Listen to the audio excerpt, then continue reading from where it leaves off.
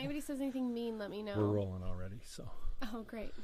I will let you know if anyone says anything mean. Jessica Wilson, thanks for coming in. Thanks for having me. Man, it's been a long time.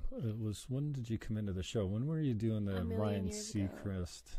I want to say 2015.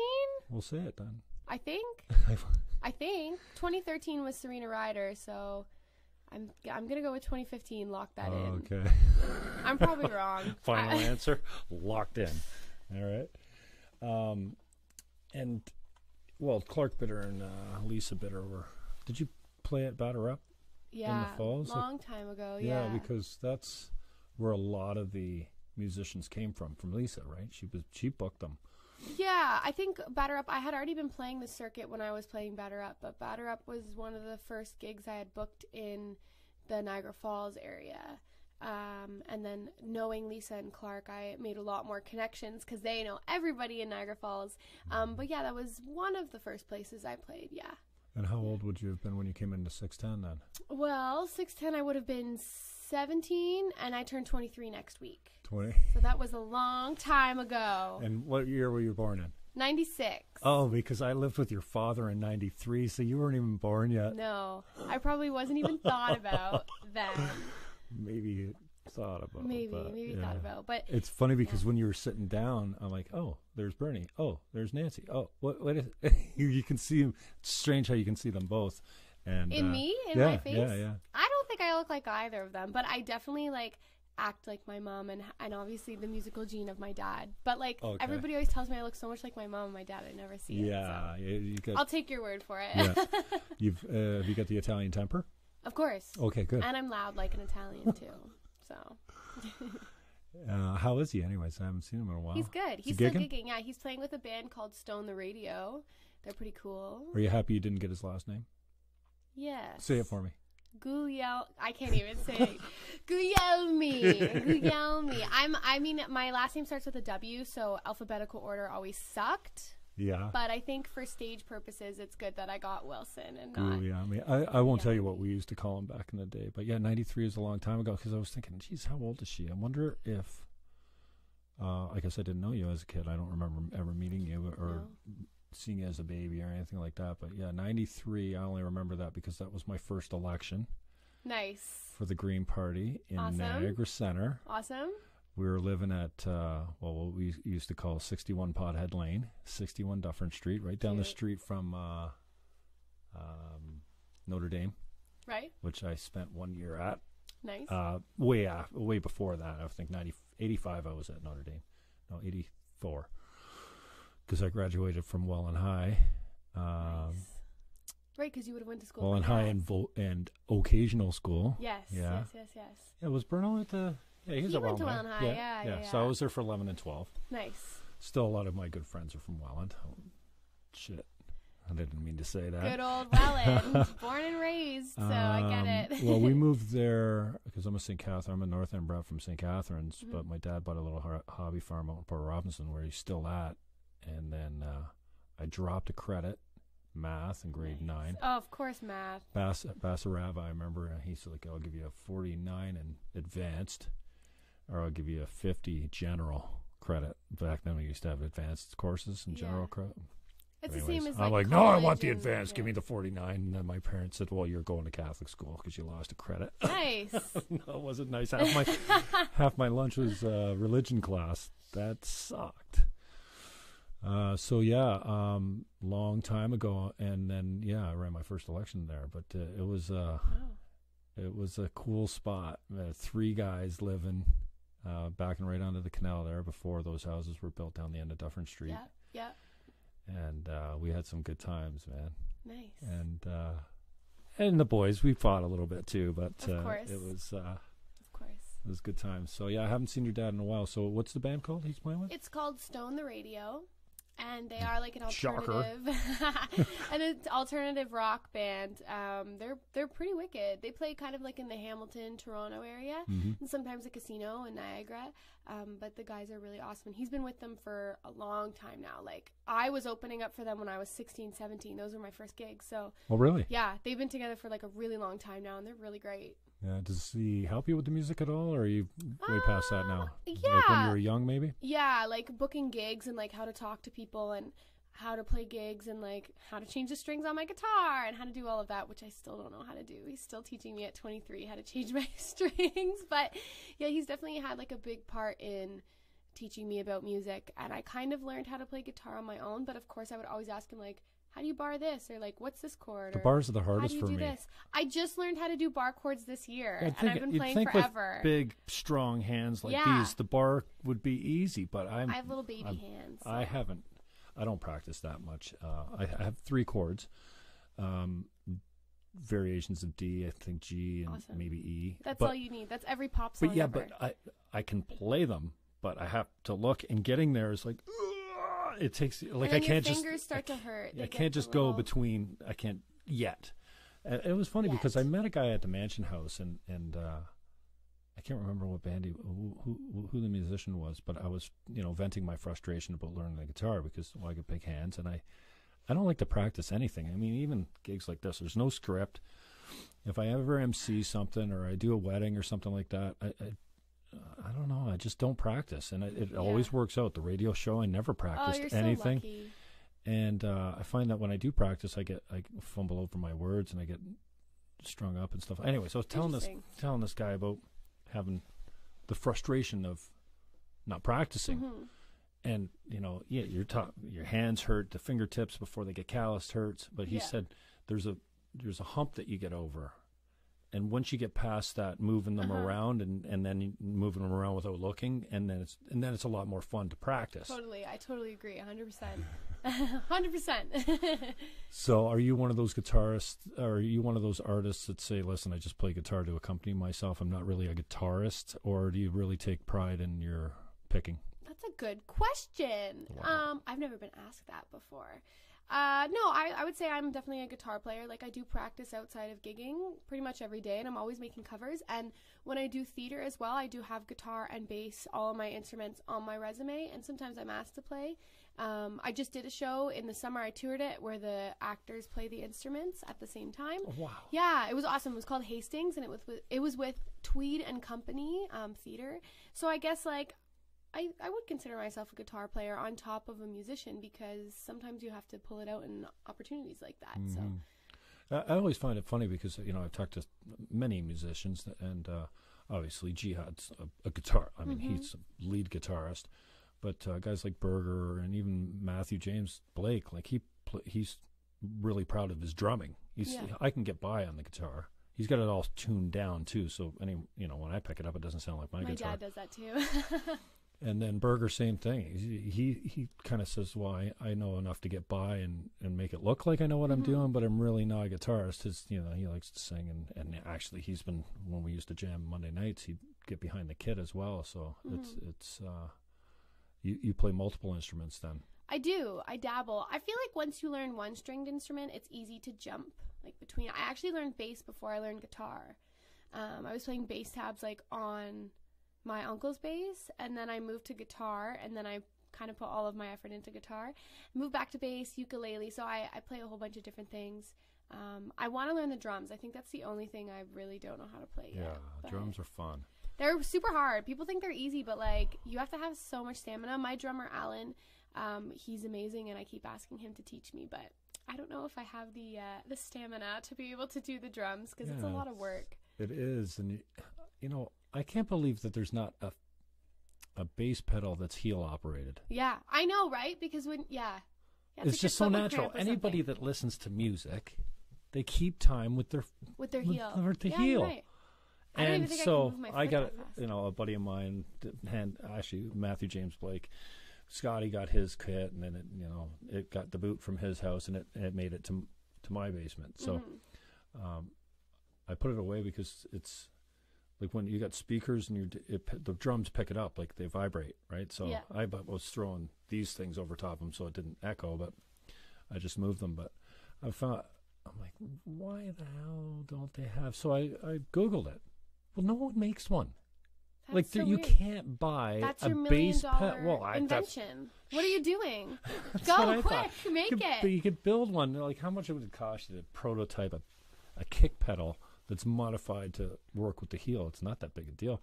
I figured there'd be one, and you can't find one. In fact, I found a guy that had one made, and he was displaying it on YouTube, and everyone was like, dude, what? You got a prototype. Why don't you just sell these things? Yeah. You can make it for so cheap, and But then somebody said that the dexterity of your foot is compromised because I don't know how your toes would be more flexible than that's your your $1 heel million would be. idea. Yeah, that's your one ticket. of them. That's what I got to do. Somebody's bass gonna pedals. steal your idea now. Somebody watching this is gonna become a millionaire. Now, your mom's not musical at all, is she? I think she played guitar when she was little, but like she has her music knowledge, like queen of music trivia. She's amazing at music trivia. Knows all of the stuff from like 70s, 80s, 90s. And she's into like newer bands too, like Greta Van Fleet, which is like kind of cool because like we can go to concerts and stuff together. Greta's killing it now too. Yeah. I mean, their last album, like the album that just came out, got poor reviews, but I listened to it and I thought it was pretty good. Like, I know a lot of people compare them to Zeppelin, and I get that, but he's got a little bit of a plant-esque voice, but for sure. But it doesn't take away from the fact that there's like these super young kids, talented, like cute too. Yeah, by far one of the best concerts I've ever been to. Really, they're great. Yeah, I love that studio shot of them playing acoustically. The radio station. Yeah. They're just adorable. I don't know, just a good-looking bunch of. There's a couple twins on that. A couple brothers for sure. 3 of them are brothers, and the 3 brothers and drummer one. is a cousin or something. I think like 2 of them are twins too. Are they? That makes sense. They all kind of look the same, so like they're related somehow, like intertwined. But yeah, they're great. I really like them. Who else are you digging that's new? Who else am I digging that's new? Like you go down the 21 Pilots. Don't love 21 Pilots. No, like impartial to them. I ate that album up top to bottom. I loved it. 21 Pilots. Yeah. I think I just have to listen to their stuff that's not on the radio, like not top 40. That album, I can't remember what the name of the last album was. Maybe it's 2 albums ago, but it just it blew me away. Yeah, I loved it. Interesting. And well, I'm kind of. I don't know. I'm drawn to that. Huge fan of USS as well, and that's that USS two band kind of or 2-man band type of thing. But I love that drum bass or that drum guitar type of thing. And USS is really good. I do really like USS. Do you like Muse then? Do you like Muse? Muse blew it for me when they did that Olympic tune. Okay, it just sucked so bad, and they just went so commercial. Yeah. And now every song I hear after that just sounds like they're just milking it for the format. You know, there's some bands, many bands, you've seen them before. It's like every album sounds the same. They've got a format, and they're just never going to leave it. Yeah. Like, I'm much more, like, even Rush disappointed me when they reinvented themselves. But now I listen to Subdivisions, I'm like, oh, wow, that's a great album. When it first came out, it's like, oh, it's a little too techno, a little bit too much synth for me. David Bowie reinventing himself all the time. I feel like they, some of those bands just get stuck in the format. Right. But, who else are you digging? I mean, well, like, I've always loved Lady Gaga. And I think I'm not just saying that because I'm jumping on the Star is Born train. Like, I've really, really loved her since, like, the late 2000s. Did you see the movie? I did. I saw it 13 times, which is very embarrassing. Jessica. Yes. I did. It was at TIFF. I didn't get to see it at TIFF, but I had the opportunity to meet Gaga at TIFF. Did you see that? No. That's Where did you post that? Facebook. I did meet. I was trying to stay off Facebook. Yeah, that's good. You should. That was my resolution for like a day. Yeah, Facebook's dead to me. It's just stopped. I don't know if the algorithms or whatever it is, but there's no action there. And anytime I go there, it's just somebody did this, someone did that, or somebody posted and it hasn't posted in a while. Insta's a lot more loving space. Yeah. Like the sniping. Oh, I prefer Insta for sure. The sniping on I just don't have the time to argue with these idiots all the time, and I'm one of them because everyone's got a point of view. Yeah. But they, and it's like I was saying before we went on air. I'm not my social media. Mm-hmm. Like you know who I am when you're sitting in front of me. Yeah. But it's almost like a character, and I'm angry on social media a lot. Insta is not like that though. I mean, you get a lot more love in the comments. You don't get the hate and vitriol. Yeah. And then it's like a pretty place because everyone's putting up their nice pictures, right? It is a pretty place. I remember reading a book on social media and how like each of them was like a deadly sin. Like I forget which one was which, but I think like Facebook was like rage or something. Tinder was like lust, and like Insta was something like, it's really interesting. I should Tinder's forward that one to I you. should pick up. That's the one Tinder? I need to get. Really? I don't know. Oh God. I mean, it beats online dating. I don't know. It kind of is online dating. Well, yeah, it totally is. But I just always thought it was like I went into, I don't know, maybe Plenty of Fish way back in the day, and then I get a message.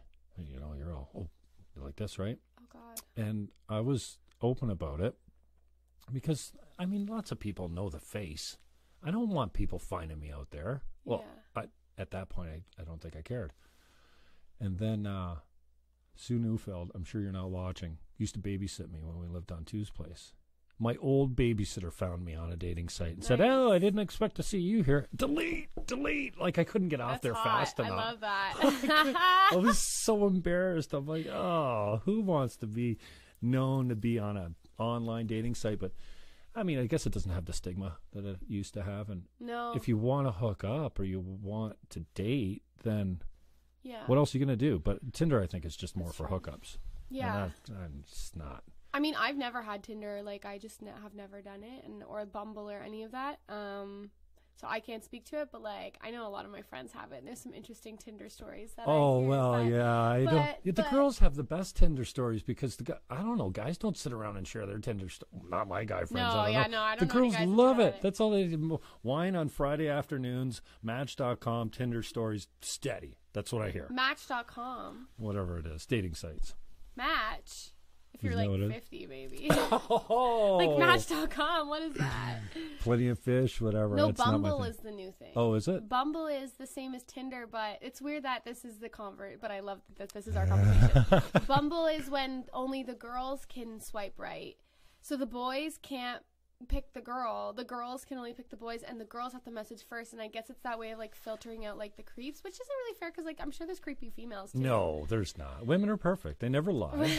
They never cheat. They never steal. And anyway, Bumble is... Boy, we love them so much. Bumble is the new thing, I think. Yeah, can you pick your gender? 75 of them? Yeah. On Bumble? Okay, good. That's well, very progressive.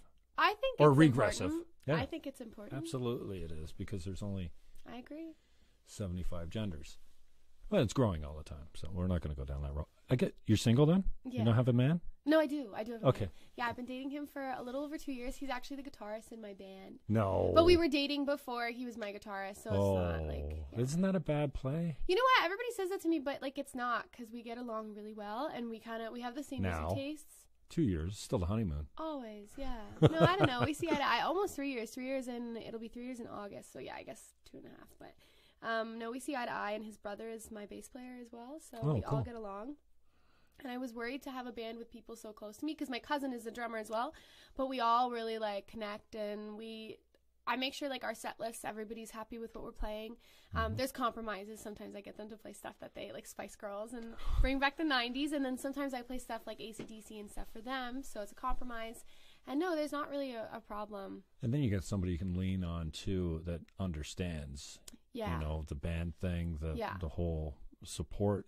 Is different than having someone that's a layman, I would think. Yeah, it's nice. It's actually really nice to have somebody kind of in the same field as you. And although he doesn't do theater, which is my main occupation, he understands it because he is in the entertainment business, so he gets that.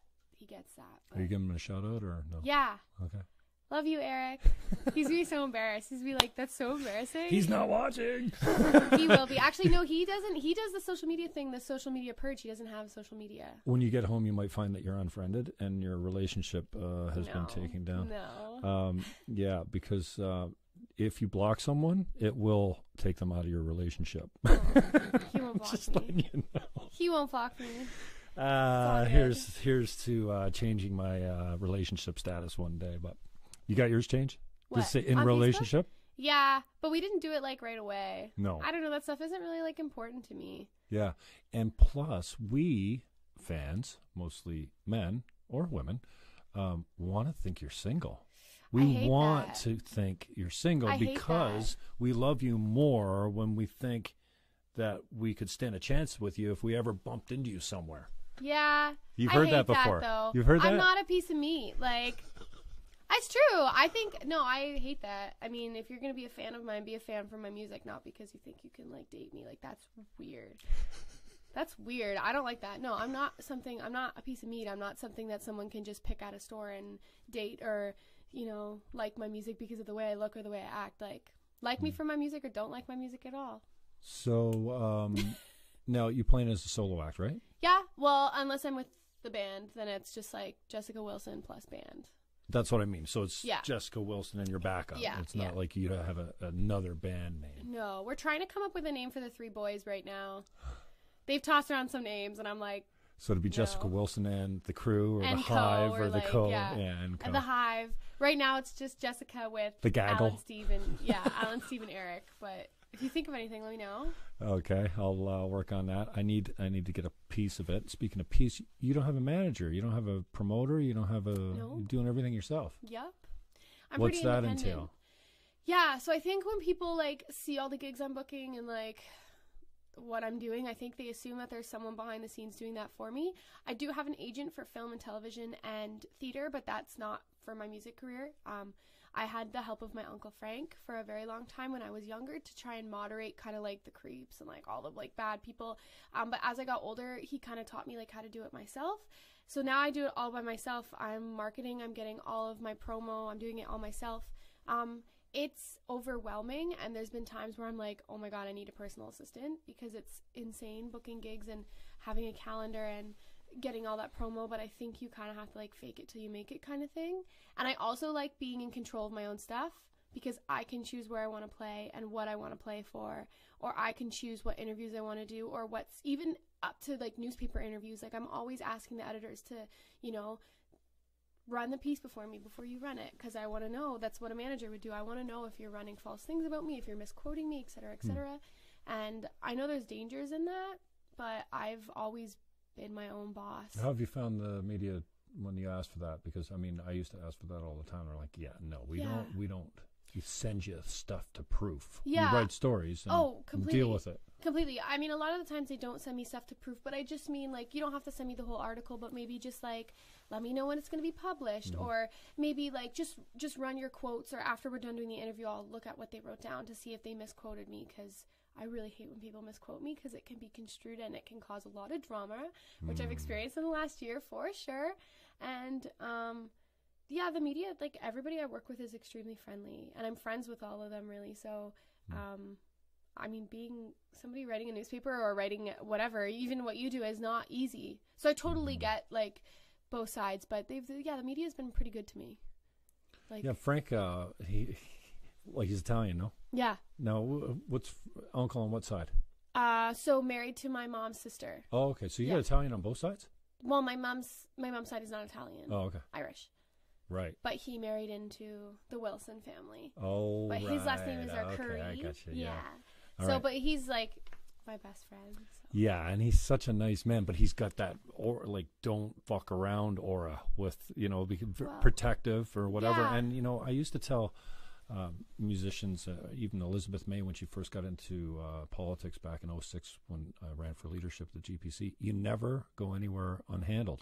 Like, you take someone with you, not only for your own safety, obviously, but it just, like, when you're the star, you need someone to handle your stuff, even if it's just get me a drink or whatever, and it's optics too. I don't know. Do you feel that way? I mean, I don't think I'm like a big enough name to need like a bodyguard. You wouldn't or even let me anything. carry your guitar in today. I'm like, I'll meet you at the car. I know, that's different though, because my guitar is my baby. And I don't let anybody touch my guitar. No way, even in the Except case? There's only three people that have ever played my guitar, and that's my dad, my boyfriend, and one of my friends that did a show at Black Sheep Lounge once, and she needed to borrow a guitar, and I trust her very much, so she got to use my guitar. So I can't even strum out a D chord on that thing? No. It'd be the fourth, fifth You person? can't even look at it. Don't even look at it. Don't look at me! No, if Frank, when I was younger, would like take me to all my gigs, he would come to literally every single gig, and like watch me play. And then as I got older, it was kind of like more trust. But even when I'm doing like big events, like if I'm doing something for radio or TV, he's usually with me. And he deals with people for a living. Like he's very... And it's a familiar face. Like when I see you on stage, I'm looking for him. Last time I saw you, I think you were at the market in St. Catharines, and there he is. So I got someone to chat it up to how's she doing, and he fills me all in, you know? So. I wanted to get him a shirt that said like as a joke, like Jessica Wilson, like team or something, like as a joke, because everybody always knows security. Like, there's Frank, there's like... Blah, blah, blah. And my parents are recognizable too, and my friends who come to all my shows. But yeah, Frank has like kind of been there from the beginning, and always like making sure I'm grounded, and like making sure that I'm not arrogant or cocky, and that I'm saying the right things. Really? And he was there for the entire process of my first album as well, in the studio with me every single day. How many tracks on that? 5. Okay. 5. How old is it? Came out in 2017, 2016. Who recorded it? Kyle Whitaker at Strange Pumpkin in St. Catharines. Yeah. Right. And he was brilliant, and he really did everything I wanted to do in that album. I just kind of like outgrown it now. I hear that, and you're saying like you really outgrown that. Yeah. Like this is what I hear from you over and over. Yeah, it was like fun pop, and I love the songs, and I'm gonna still perform them live, and I'm even thinking of maybe doing like a remix on my new EP to come out, like, or album in a couple of years, of the songs that people really like, because I love the music a lot, but now I'm like getting more into like the synth pop and like 80s synth pop, because that's what I've always loved, and I'm really excited to be rebranding. Like who like, did you like synth pop? Just like who did you enjoy? You're gonna roll your eyes at me. No, I probably love it. So like Madonna is amazing. Okay. Like 80s hit or icon. miss. She's bad and good. Also the Eurythmics, but not Sweet Dreams. Like their other stuff. Depeche Mode I've always really loved. Depeche Mode's one of my favorites. I sent an early copy. And they're still playing song. Music. Yeah, I know. People ask me who your favorite bands. I'm like Pink Floyd, Depeche. I can't. Depressed Mood. I mostly said most of the time. I've seen them in concert tons of times, and Floyd as well. And people will say, "Oh, that's a pretty strange combination." But Floyd was everything to me, and Depeche Mode and then grade 10 and on. Wow, and they are phenomenal live. They like Dave Gahan is a I know they're witch. on my bucket list. He's witchcraft, but now it costs you $200 to go see Depeche Mode. That's concert tickets though. Like I've paid upwards of $200 to see some of my favorite. I'm not artists. going to any big acts anymore. Last one I saw was Dallas Green. No offense. At the back of the ACC, had free tickets from the station. And as soon as I sat down, it was either see them or Swollen Members were playing a club at my buddy's place in Niagara Falls. I should have went to see Swollen Members. I would meet them, watch sound check, hang out with my buddy at his pub and stuff like that. Well, as soon as I sat down, but he was this big from the back of the ACC, and I don't care. I mean, that's why I can hardly go out to see people play. Like, I have them here, or I hang out with them in the basement for rehearsal. Like, what the hell do I need to fight a crowd and stay up till? They don't go on till 11 o'clock. You playing any early gigs? Am I playing any early gigs? Yeah, I mean, do you find that people just don't like to come out at 11 o'clock if you're the headliner? Oh, no, I think my age group, like my demographic that I'm appealing to, like they like the later shows, just because like I'm in my 20s, and I think anybody Stop making it sound like you're a generation away or something like that. Well, I'm just saying. My generation? My generation? I want to get violent when you say that. No, it's true though. If you think about it, like 20-year-olds are more willing to like go to the club late. I hear you. Not all of them. No. There's some like pretty rad 30-year-olds, 40-year-olds, 50-year-olds. Like I'm not saying there isn't, but like I've never had that problem. Right. But I mean, I've never played like past, like if I'm playing a bar gig with my band, it's like 10 to 1. You know, like it's not really, it's not like I'm playing at like 4 a.m. Now, do you find that you're frustrated by playing bar gigs when everyone's just drinking and partying and nobody's really listening to you, and you become backup? No. Like background music instead of like sitting. Like I remember Aaron Berger, Blake, and Gould did a show at Yoga by Sarah, seated, free, and they play for donations, and they killed it. Sweet. And way more than they would ever make in a bar. Yeah. Where everyone's blah blah blah blah blah blah blah and fighting and carrying on and stuff, and these people were locked in the whole time. So I wonder if there's a frustration there from, playing the bars and not really having everyone locked on you. Are you doing some intimate gigs where it's just people serious about the music? Yeah, for sure. Like, I definitely get an intimate gig here and there, but like, you have to remember, I got my start playing in bars when I wasn't even old enough to be in bars. I'm very comfortable with being the background music. That's my full-time job. I'm okay if people are at a bar, because if I'm at a bar and there's live music, I'm listening, but I came to drink with my friends. Like, I came to have a good time. So if people aren't like locked in on me clapping after every song, I know they're still appreciating it. It honestly doesn't bother me. That's a good attitude. But that's why I love theater so much, because I feel like when people come and see theater, they're there to see a show. Whereas if people are going to a bar, they're not necessarily there to see the live music. Like, you know what I mean? And I think that's why I love theater so much, because then it's actually people sitting down, listening to you talk, sing, do your thing. Does that make sense? Yeah, no, absolutely. And it's a good attitude to have, because, a lot of, some musicians I talk to are like, oh, yeah, it's much better when people are, locked in. Of course, yeah. It's much better when people are locked in and requesting songs or telling you, hey, that was really good. Or like, hey, do you do this song? But like, I'm okay with being the background music as well. Like, that's why I'm hired, right? So if I ever come up to you, I'll give credit to Doug Mundy on this. The worst thing anyone's ever said to him on a show, leaned over the piano and said, you know anything good? So if I ever say that at a show, that's where it comes from. Imagine. I've gotten some pretty like rude things said to me at gigs from like tourists and stuff, and I'm just like, ooh, that's rude, but like smile and be like, oh yeah, But covers, you not doing them anymore, or you do them all when you're playing live? When I'm playing, I'm doing covers. Okay. And so would you say you weren't doing them on Insta? Oh, yeah. So I was telling you, I stopped doing covers on Insta. Okay. I'm starting to get back into it. I got a really nice ring light for Christmas. And a ring light. Like, it's a light of ring. It's a ring of light. Okay. It's a ring of light, and you can put your phone in the middle of it, and you can film the covers. And I also do it for self-tape. So it puts light on the subject. Yeah, and it looks really good. Okay. Yeah, it's like that, but like with a ring. No, it's not like that, because that's not telling it. That's a professional photography light. Yeah. No. Oh, that's what a ring light is, though. Yeah. And so I'm going to start doing them again. So they don't know it's just a construction light on a stand with wax paper holding in front of it. I think it looks great. It's really catching my highlighter right now. I can feel it. So it's making me sweat. I stopped doing covers for a while because I was really focused on theater, and also I stopped doing them because I was like, I don't know. I just stopped doing them. But now I'm getting back into them.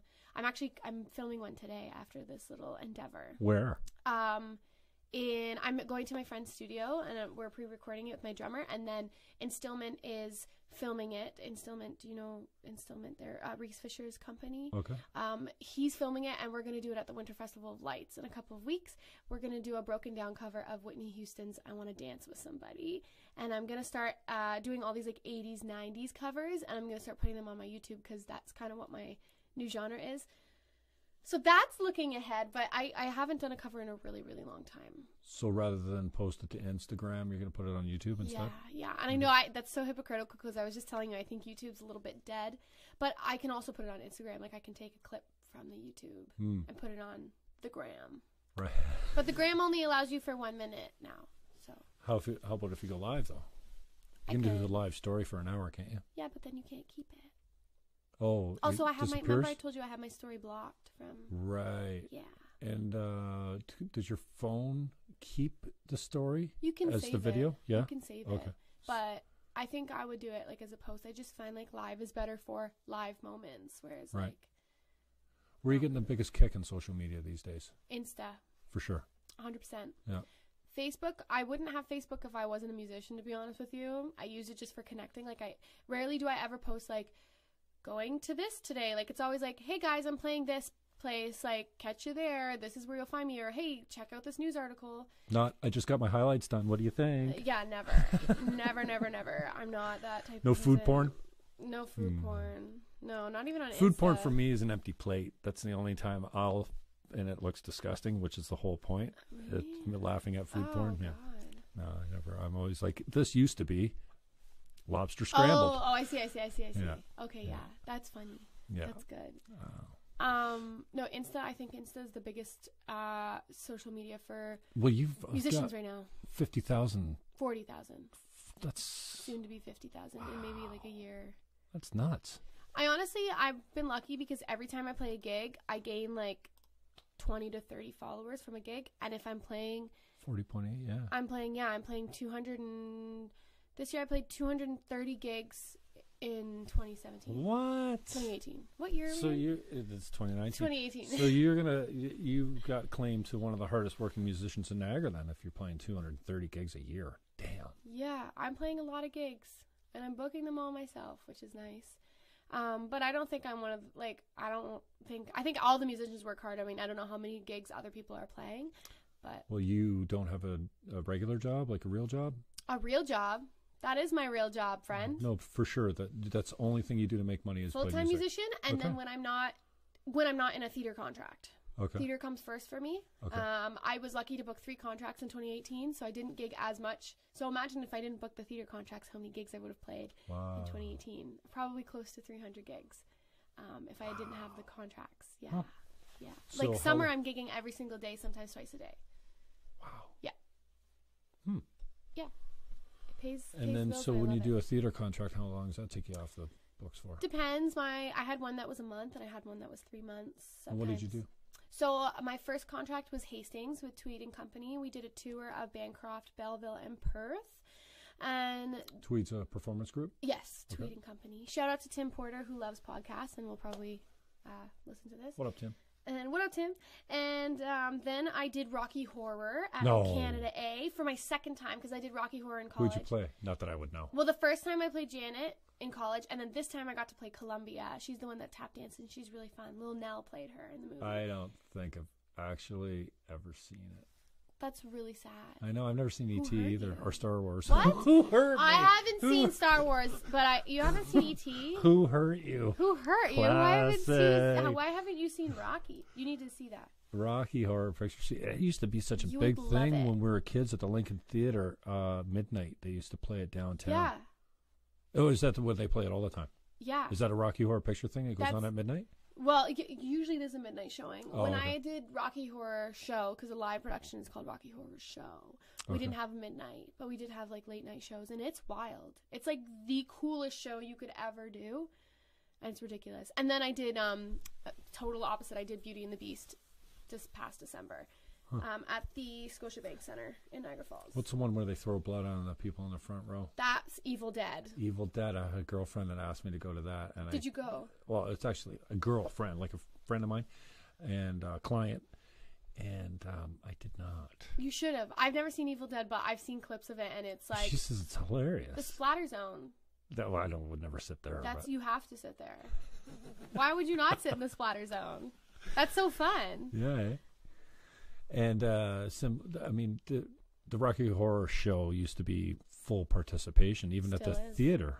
Still is. And the play was as well. Yeah, very. And so fun. you played it twice. You played Janet. I played Janet in 2016 at college, which was like we had a midnight showing there, and it was like probably the best show I've ever done on stage. So fun. I got to work with Melissa Williams, who is amazing. And then I got to do it at Canada A in Niagara Falls when I was Columbia, and I liked playing Columbia a little bit more because she's more fun. And full participation, water guns, rice streamers, very dirty objects, cards. Super fun, super fun experience.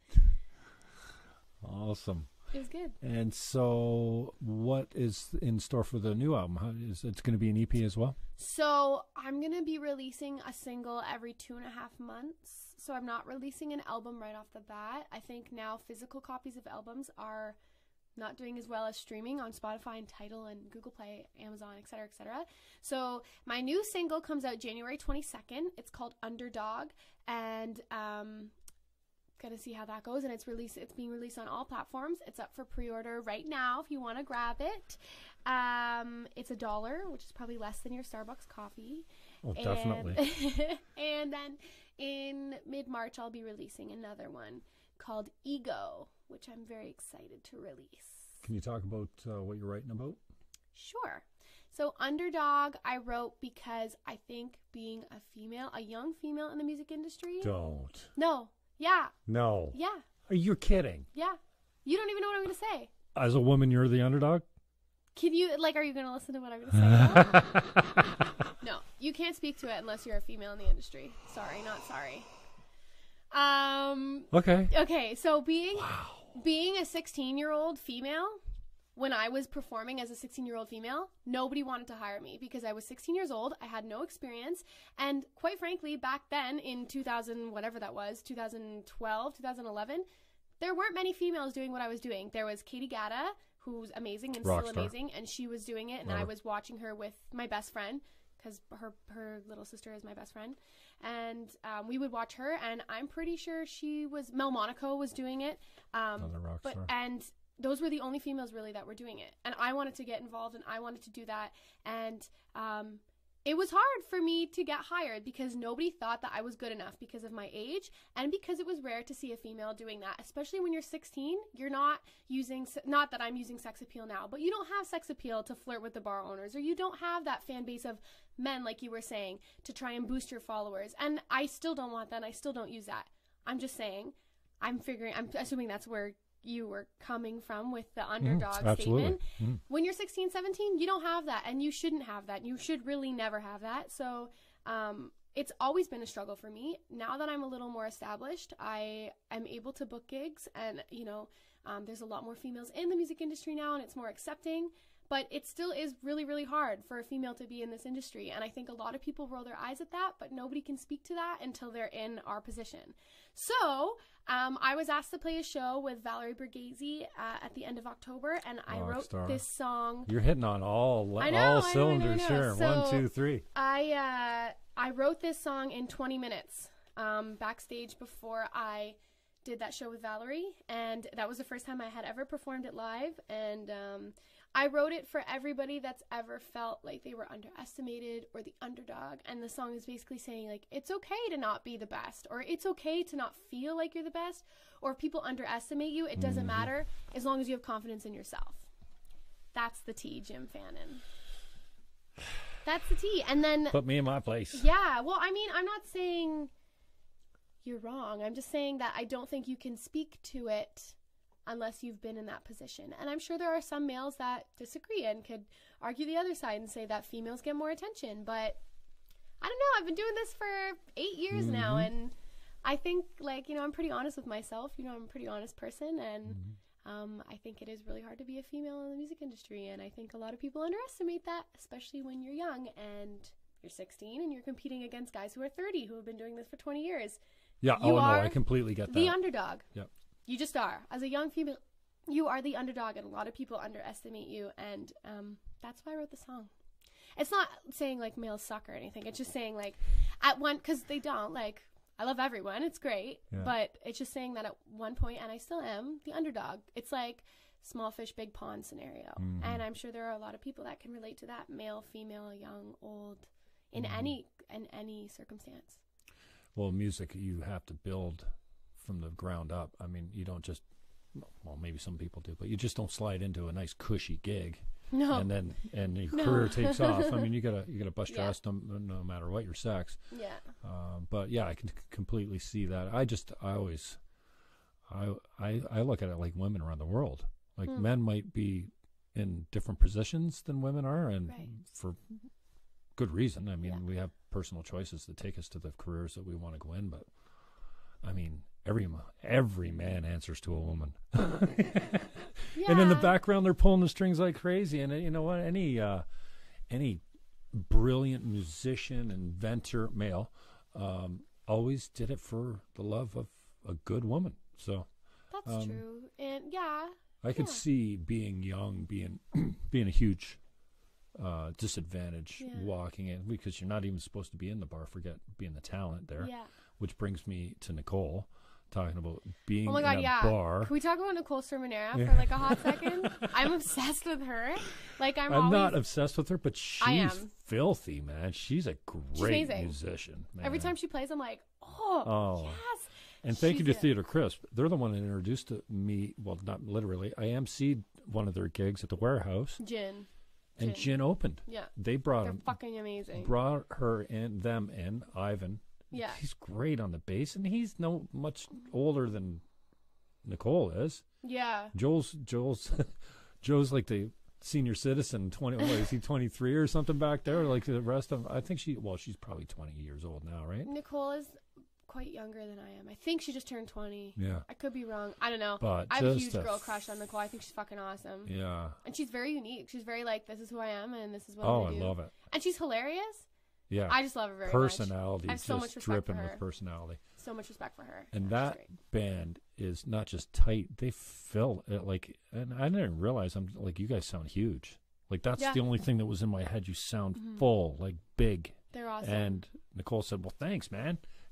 Thanks, man. That's totally what she said. Yeah. And I'm like, why? She says, no, that's like one of the greatest compliments you want to hear as a three-piece is that you sound full and big and all that kind of stuff. So they're hitting it. Yeah, and she's exploding on Instagram as well.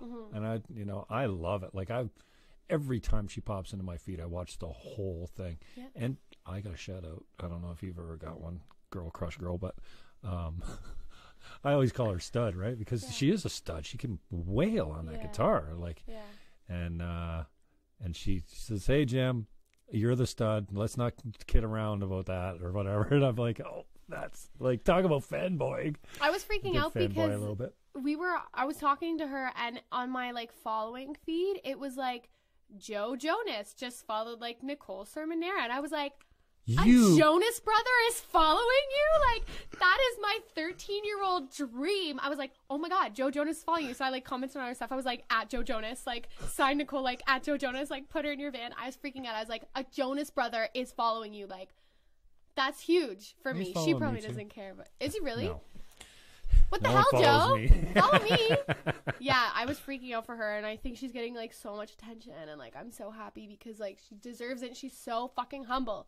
I have so much respect for her. She probably thinks I'm psycho now, but like for real, like she is amazing, and I can see her doing nothing but great things. And like, now, when you say humble, I say genuine when I see her because she just does not give a fuck about. Like she's just genuine her. and humble. Like there's a lot of people with 50,000 followers that would be like, I have 50,000 followers. And well, she just got them, so maybe it goes to her head as she gets older. Who knows? No, but I think you're right. So she's pretty genuine. She's pretty like to herself and like honest, true to herself, and she has like a really good brand going on, really good style, really good aesthetic. What's her brand? What do you think that is? Like fucking cool. Like I don't know. Like she's just like, you know what I mean though? Like no, I totally do. She's unique. She's got so unique. Just that funky. Genuine, and she's just super real. Yeah, I want to make a cover with her. I've been like thinking like I want to do like a duo with her. She'd be like amazing. There's also Sarah Bolton is also amazing too. Eris now. She goes by Eris. She rebranded. She's also like making moves. Yeah, she's like doing a lot of things. And like, that's actually I'm working her a little bit. And when you asked me, I knew there was somebody in the background. And so we've been talking. I love Sarah Bolton as well. So you're hitting on everyone you've hit on so far. I'm a huge fan. Katie Gadd is just she's great. Wow, she's a dream. Yeah, and she opened for Burger, Blake and Gould. Or no, Aaron Berger had a pre-sale show at the Mate Cafe. Yeah. Oscar. Yeah. Drifter? Yeah. Like, wow. And Katie, wow. I haven't seen Katie in a long time, but she's just, her voice is so sweet. And I said, hey, come on. She says, well, when I put something out that we can talk about, I'm like, please. If you're going to blow me off, just say I'm not interested. No, she's got all kinds of music. Well, I think she's working on some new stuff, and Katie's really great with always wanting to be the best she can be, and I have a lot of respect for that. Like, as someone who's putting out new music, I don't blame her for being like, I want to wait. Like, there's so many great females in the Niagara region, and there's great males too. Like, I could name a million loaded males, with musical talent, but I think the females just women. Like have like kind of like a bond, and like everybody's really good. Like, I could just go on and name like a million people that are like so. Well, you've hit 5 for 5 already, and Sarah, if you're watching, I know you will be at some point, hopefully checking us out, but. Yeah, I've caught her a few times, and beautiful songwriter and musician as well. Mel Monaco, killing She's it. great. Talk about branding. Yeah, I just She's met her got for it. the first time this past summer, and she was so nice because we were playing the same place, but like back to back. And I really like her one song, Nashville Life, which I know is off her past album, not Wishing, Waiting, Floating. I think that's what it's called. But the past one. And yeah, her brand is like extraordinary. Like she has a really good brand, and she's very kind to like, she's just so kind. And I think that's really important. And there's also, like 2 male artists I want to touch on really quick. Everett Champion. Oh, great. love him. Rapper. Young Awesome. guy. His song Mamacita, like that's my workout song at the gym. And Nico Tripodi. I probably said that wrong. Tripodi? Tripodi. Did I say that right? He used to be in Tuscany. I don't know if you're familiar with Tuscany. I don't know Nico. He Who's goes his by parents? Do you know? Nico TK now. I don't know. Okay. His 'Cause mom I know is some Tripodis, beautiful. but- I know that because one time he posted a photo of his mom, and I was like, "You have a really pretty mom." But he's great. Nico is a wonderful songwriter, and he has a new song out called "Don't Weep," and it's really good. So you should listen to Nico and Nico and Everett I'm just did a show interested to together. look him up. I know Tony Tripodi. Maybe it's his grandfather or Maybe. uncle or whatever. But yeah, who is I think he goes by Nico TK now. and who's the? Oh, I wish I could remember his name now. It's slipping my mind. He's a homeopath, naturopathic doctor on Ontario. He used to No be on idea. Ontario Street, but Couldn't okay. tell So ya. Tripodi. Okay, good. He's really And good. Champion's still doing some stuff. Everett Champion is really. He rebranded really, too from Easy EC. He did. He's so good. I want to collab with both of them at one point. I think on this next EP, this next album, I definitely want to do a collab with them, with both of them. I think they're a great team, even though they don't really brand themselves as a team. They're really good friends and. Oh, really? they're Okay. great. Yeah. So you'll have them like guest on the Yeah, on like a I'd song or love something Everett like that. to write a few verses for me, and I think Nico's producing is like amazing. So I'd like to like collab. There's so many people, like I could just go on and on and on and on and on. Well, about, you got to like, be really people. you don't have to be, but I love the people that are genuine fans as well as musicians because they get what it's like to fanboy or fangirl over someone as well, right? Yeah, it's so important for musicians to support each other. When I won my NMA this year, that was my speech. It's so important for us to support each other because like there's no sense in competing because we're all different and we're all trying to like get to the same place but different places, and like supporting somebody else's success is not going to dampen yours. You know what I mean? And I think there's some artists in this area that don't understand that, and they need to, because we're not competition. We're not your enemies. We're your friends. We're a team. We go to each other's shows. We buy each other's albums, and everybody should be doing that. And like Niagara has a really, really tight knit community and deep pool of talent. I didn't know that, crazy. but you know, artists like you that travel around would often tell me, you know, you don't understand. We have something really special here. I didn't know, but there are little pockets of music all over the world, and Niagara is one of the best ones. Yeah, truly, truly, truly amazing. Like the animes, there's so many submissions and so many nominations, and there's so many great people, and I'm not trying to kiss ass. I really do think that. I really do. I dropped by the open show that was at Johnny Rockins. Rocco's the launch show, I think, but I got there early.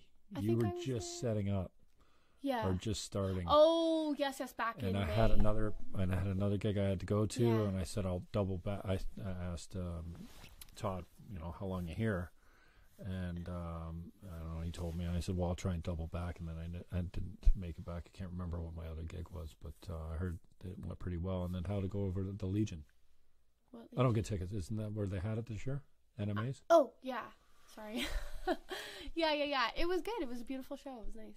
It was nice to be able to sit with, like, my friends and my band. My boyfriend were there, obviously. And, yeah, we had a really good time. We got to open the show. Oh, you played it, too? Yeah, because I won People's Choice last year and this year.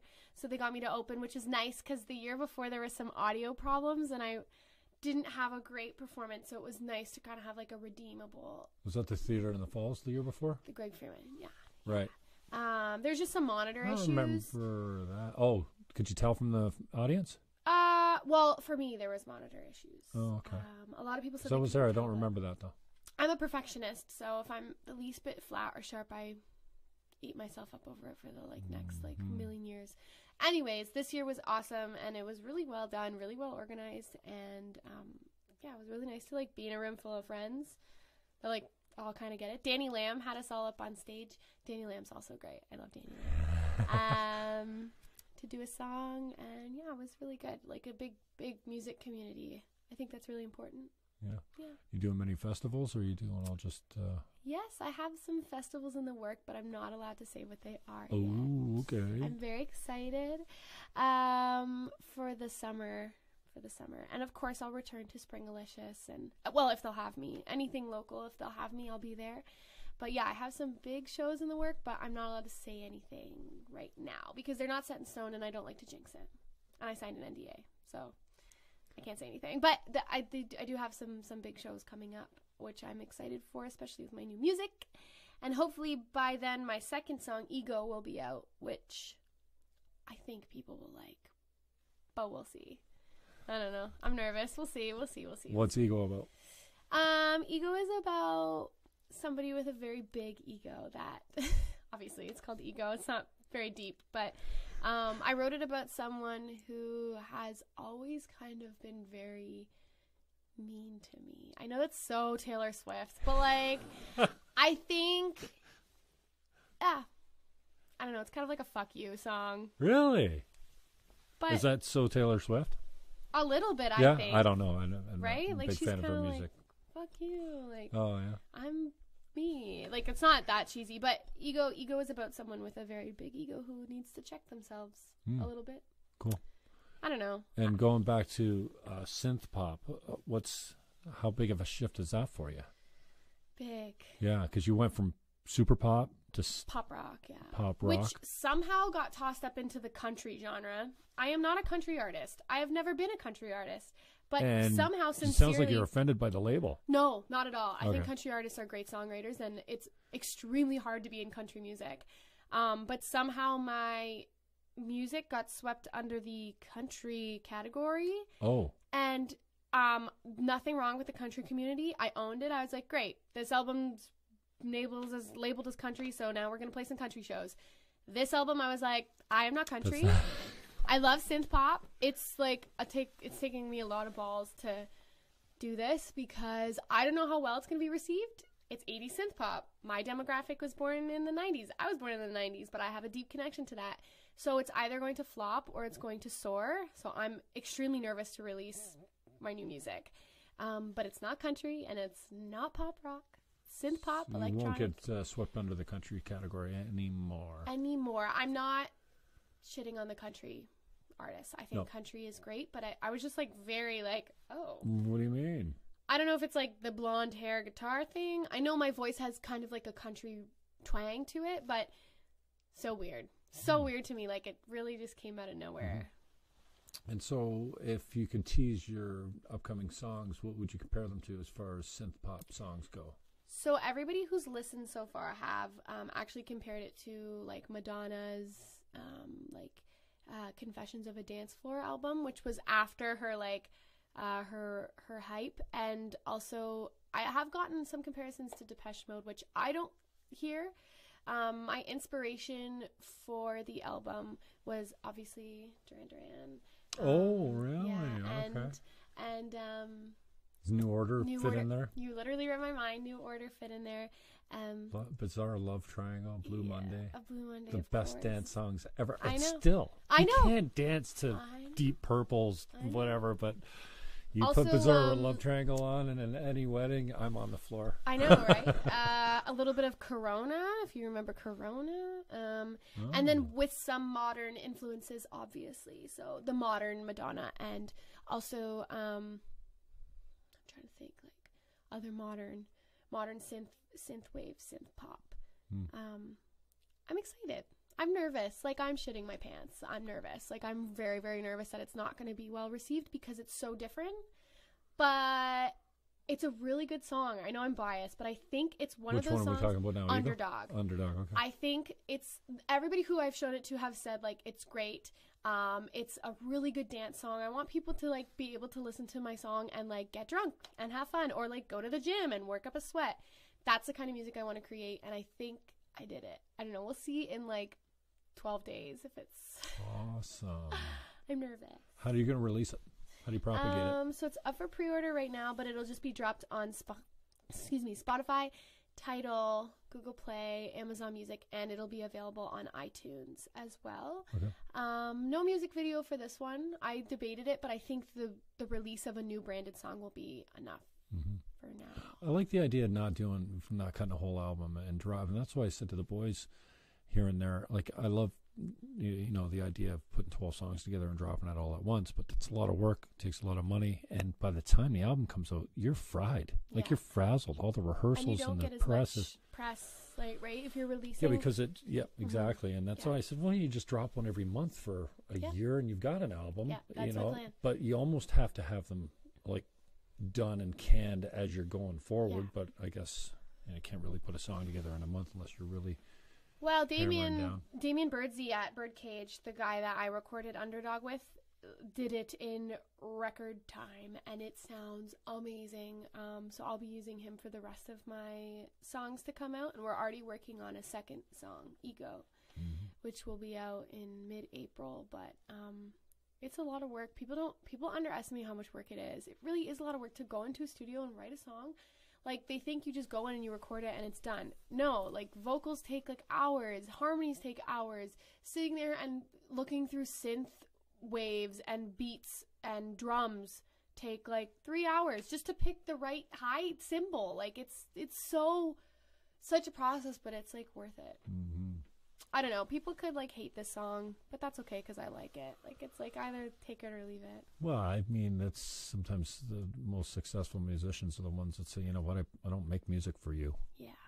Like, I mean, I don't want to sound following like a format. You're not, doing the pop rock thing anymore, and you're sliding into a genre that you are passionate about. So I really do love it. That's the thing. Like, everybody would always ask me, like, what's your favorite type of music? What are your influences? And I realized that I wasn't making music that I like listen to. Is somebody saying something funny? What are they saying? Who is it? Nicole said you suck. She says, tell her, Nicole stop Cervera? mentioning my... No, she says, although you didn't mention my real passion, which is duck farming, but that's fine. Nicole! I'm obsessed with you. Duck farming. She does do duck farming, apparently. She is a beauty. Sorry, so you caught me. I said I wasn't going to look That's okay. at the video because it distracts from my guest. Jihad, thank you. G said to me the other day, he's like, dude, I felt like as soon as you went and looked at the computer, you lost Dano. He kind of faded back. I don't know. Maybe. He says, I don't know if it was just me or not. But so I told you, I shouldn't do that anymore. But That's okay. It just popped up here, and I love good. Nicole. She's great. She is a stud. That's good. Jess, you are a literal star. That's from Nicole too. Oh, she's all over she's on it like a... I'm fangirling. I just sat very red-faced while listening to you guys talk. Y'all too much. Y'all are too much. Ryan Lund says, hey guys. Hey Ryan. That's cute. Cool. Well, thanks for watching, Nicole. Yeah, huge fans. So that's... hey, you know what? If you sucked, we probably wouldn't talk about you so much, but we probably wouldn't be sitting here saying, yeah, can you imagine how, like, you only get the props because you're good, So, and sometimes a lot of times people have a hard time accepting acknowledgement of, like, wow, you're really good. And, I often ask my guests if they get acknowledged for the impact, because at some point your song's going to get people through, like it's going to get them over, or it's going to be their rage song that they hate their boyfriend with, Ego or whatever, you know what I mean? And it's meaningful. Like when that becomes your theme song for a while, whether it's a love song, a breakup song, a hate song, whatever it is, like, what it's like when you get, you're going through something emotional and you've got some dark album that helps you get through it, or some beautiful album of light that helps you get through and gives you hope and stuff like that. I wonder, like I said, a lot of the musicians have a hard time accepting the acknowledgement that, your music is meaningful to me and it got me through a lot of, like, what's better to be acknowledged that way, right? Yeah. I'm guilty of that. I'm totally guilty of that. It's weird for me to accept. Oh, really? Yeah. Okay. Weird. Now, do you lay it on other people? Oh, all the time. Okay. Said Nicole. example, right? No, but yeah. No, for that's sure. that's a like a compliment. But you know, in a serious discussion, have you ever said, you know what, like your song stayed in my deck for 3 weeks while I bawled my eyes out over blah blah blah or something? Like, I mean, it's a no, cool but thing. I feel like I should. Yeah, there you go. That's my New Year's resolution to acknowledge more. That's a good one. Communicate and acknowledge the impact. So that's good. Well, we made some headway there. So a couple people got in. That's an good. hour. See how See, I fast that told blew you, you by? were like, I don't know if we're going to be able to fill the time. I was like, I did not babe, say don't that. worry. I said Don't an hour worry. flies by. don't worry. But yeah, I did promise everyone that you're going to perform. I am. So, you want to do that now? I'm going to. So before anybody makes fun of me, I just wrote this song. It's Underdog, obviously, but because it's brand new, I have to use the iPad for my words. So don't make no fun of one's me. seeing that. Don't even tell them. Well, Corey I was going to Cruz put it uses up his here. iPads to look at the music all the time. Go to the Jim Fannon YouTube Well- page to see me carving on poor Corey Cruz. I don't usually need my iPad because I'm pretty professional, but I changed the lyrics a little bit. Now, and I saw a video where you're a lefty. you know Oh, it's why? just mirrored it's image? flipped. Oh, okay. Because when I was setting up in here, I'm like, oh, she's a lefty. I'm a righty. You did a Cranberries cover. Is that the one where Yeah, you're a lefty? zombie. Yeah. Okay. All right. So maybe I'll get out of the way here. Okay. Turn the camera.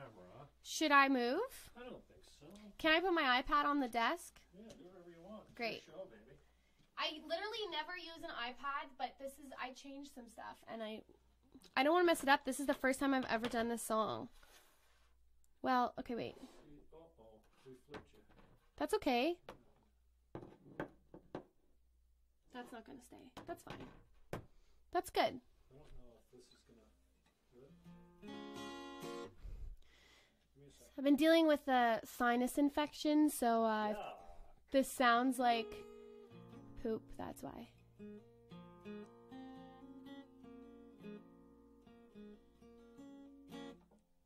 I'm so excited. Hey guys, I'm Jessica Wilson, and I am going to sing you my new song, Underdog, which comes out January 22nd. If you like it, it's available for pre-order right now on iTunes. Here we go.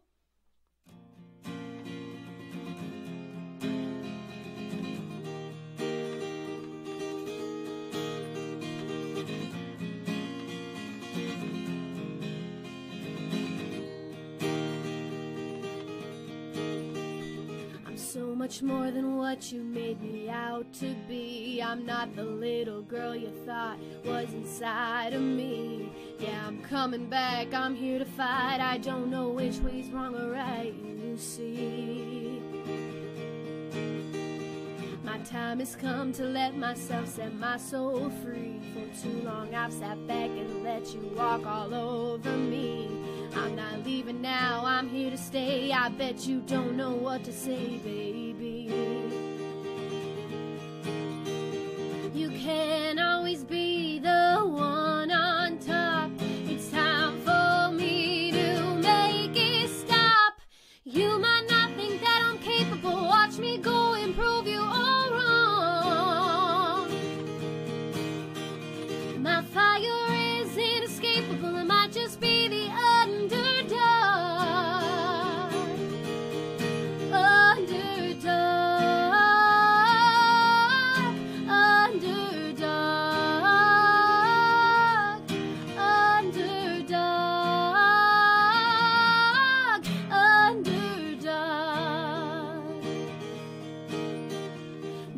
Anymore, I'm just like, so what?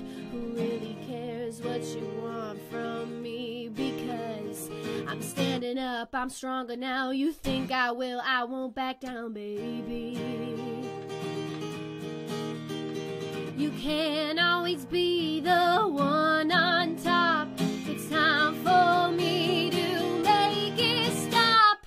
You might not think that I'm capable. Watch me go and prove you all wrong.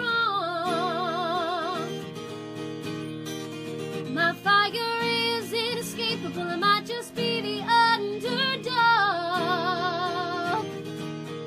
Underdog. Underdog.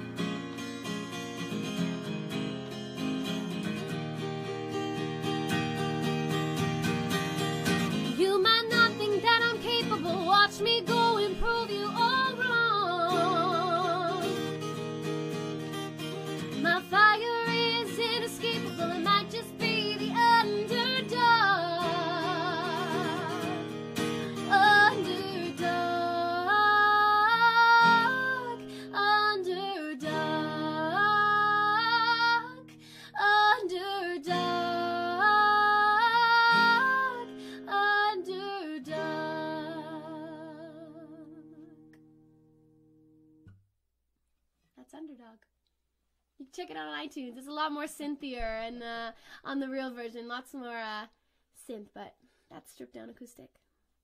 Nice. Okay.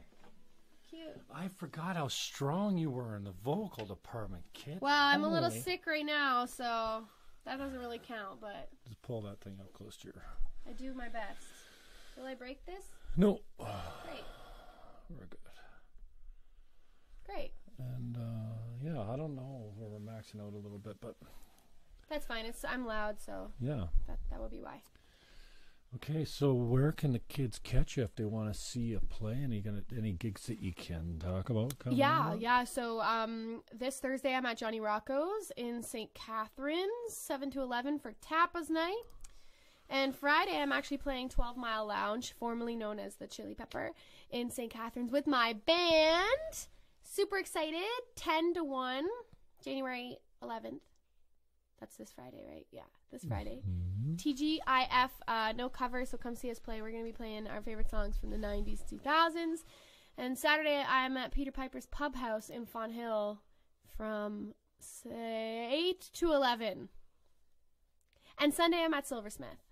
Silversmith.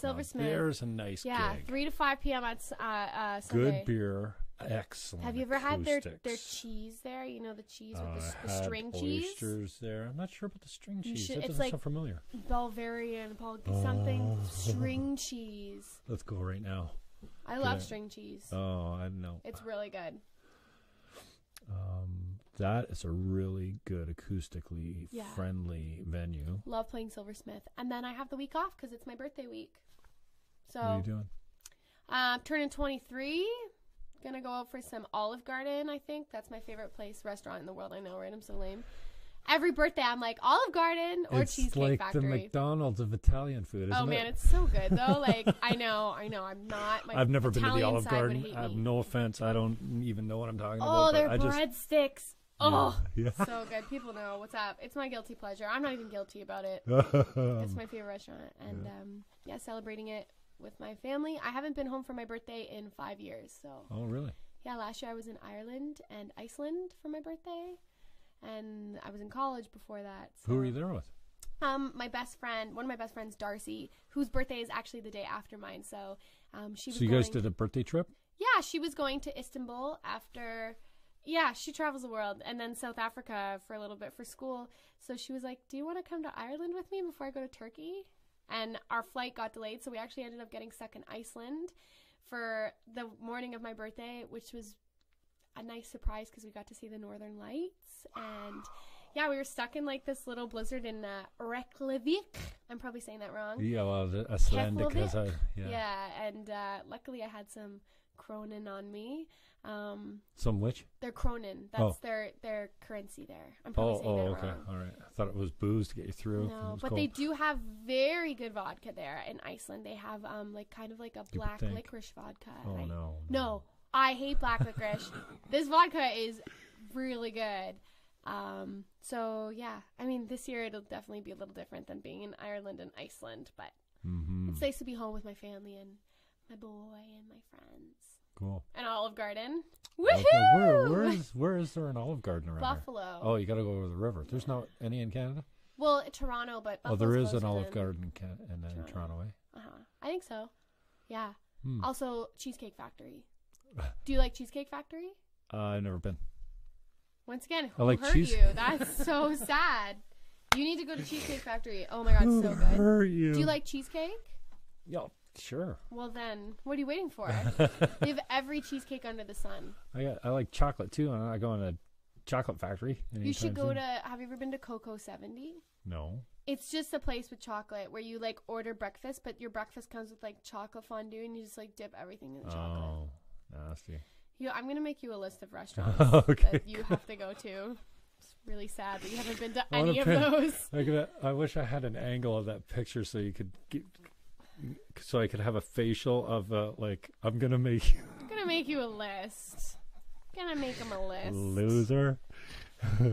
David Flack says hello. Hi, David. David's a kind soul. Yeah, musician as well. Yeah. And good. Well, what else haven't we touched on yet? I don't know. Like, We'll have to have it back, actually, once you have some more music come out. Yeah. And then we can talk about the reaction and maybe some of the shows that you're playing. Let's do it. How did you get picked up for the Meridian Center gig? Did you hustle that yourself? For Headley? Yeah. That was through 105.7 Easy Rock. Did you win that?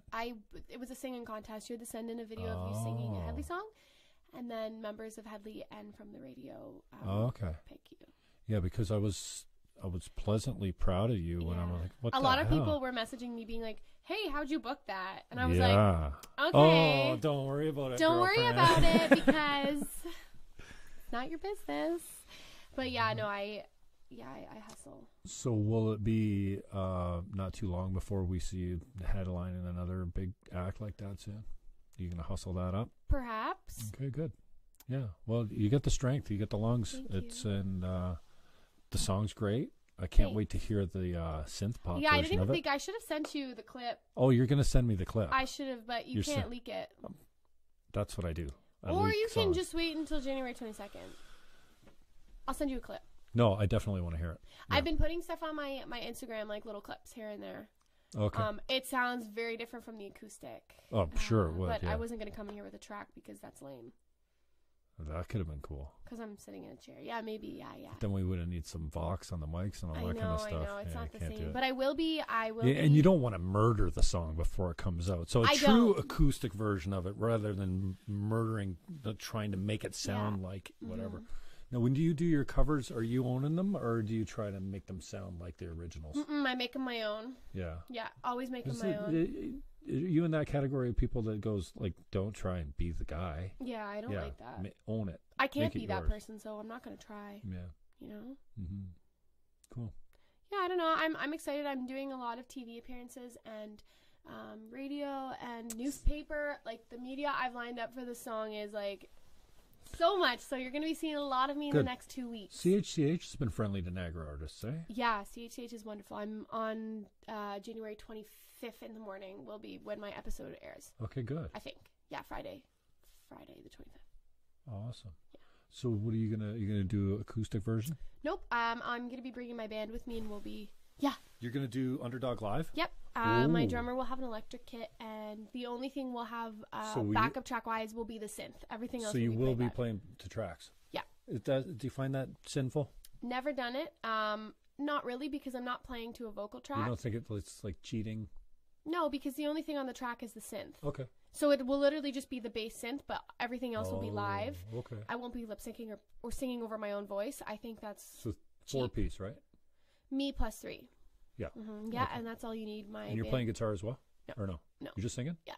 Mm-hmm. Yeah. No, do you play it guitar at all when you play with the band? Sometimes if I'm doing my own stuff, I'll bring out the acoustic, but I haven't felt the need to yet. Okay. Maybe I might bring my electric for CHCH. I haven't thought yet. I don't think so. Is there any advantage to just singing? Yeah. Would you rather just sing? I have a background in dance, so I have pretty good rhythm. Not that I'm pulling out Britney Spears moves or anything, but it's easier for me to be without a guitar when I have that background in dance, because I'm able to kind of put on a show more so than And it doesn't mess with your cardio, your breathing? No. I got great cardio.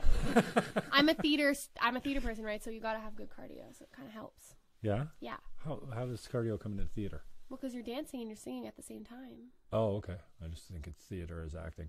No, you're dancing. Musical and singing. theater. Musical theater, yeah. Okay, is that all you do? What do you mean? Well, do you act straight up? Yeah, I haven't had any contracts of just acting, but I'm not opposed to just acting. So you're singing and dancing in all your theater stuff. Yeah. Oh, okay. I didn't get that. Oh, I should have from Rocky Horror Picture. And some film, TV, and commercial work as well as voiceover, which I'm new to, but starting to dip my feet into that as well. And what kind of work's that leading to? Commercial voiceovers, radio ads, cartoons. I haven't booked any cartoons, but I've had a few auditions. Have you got an agent for that? Yes. So my agent is in Toronto, and I have 3 agents, all from the same agency, which I'm not going to name because that's weird. But I have. You don't want to give a competitive advantage to anyone. Well, that, and also it's a pretty big roster, and I don't feel comfortable giving that info out. My agent manages my theater, my music theater, and then I have a film agent, and then I have a voice and radio television agent, but they have nothing to do with my music. That's just acting and theater. You sure you don't want to do a Timbaland song before you go? I'm sure. Never again. I'm okay with Timber. I played it that one year I was on Ryan Seacrest. I think I played it Timberland. No, 3 times a day. Who is it? For a month. Timber. Kesha and Pitbull. Pitbull, yeah. Yeah. I actually don't even gig with that anymore, unless somebody asks. Great song, but like I played it so much when that was out, when I won the Ryan Seacrest thing. I had some fun with that because I teased it for weeks on the 610 show, and well, I kept saying that I wasn't going to allow you to play it. Yeah. And then you played it anyway. Yeah. Stand By Me, you played? Yeah. I still do Stand By Me sometimes. Yeah. Actually, I just listened to our show when we were going back and forth on Twitter the other day because, well, these things are blasts from the past. They're so cool to listen to, like, afterwards. Because I usually would listen to the show immediately after because I'm cutting it up and pasting it. But then I don't ever listen to them unless I have to. So when we started talking, I'm like, oh, yeah. Well, and I went back to the whole show. And we went out with Stand By Me. And then the same commercial, we came back with it again. I'm like, what happened there? Oh, God. I never listen to any. I hate watching myself. And I have the video of you strumming and waiting for Patrick or whoever was ready to say, okay, go. And you came in the middle of the song. This is going to be tough to do. Yeah. I kind of remember that. Yeah, I try not to. I know they're like, Frank probably has them all in a vault somewhere.